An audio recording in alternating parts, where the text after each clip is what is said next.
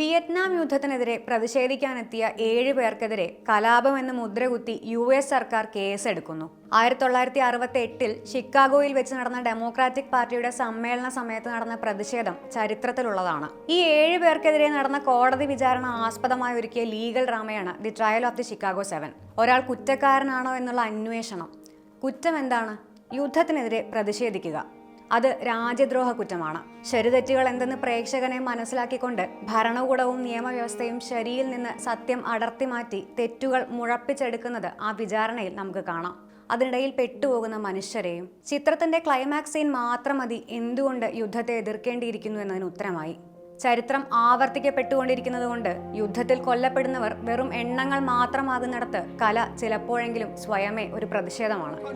Lance Corporal Robert Earl Ellis, 19 years old. Mr. Comfort. Lance Corporal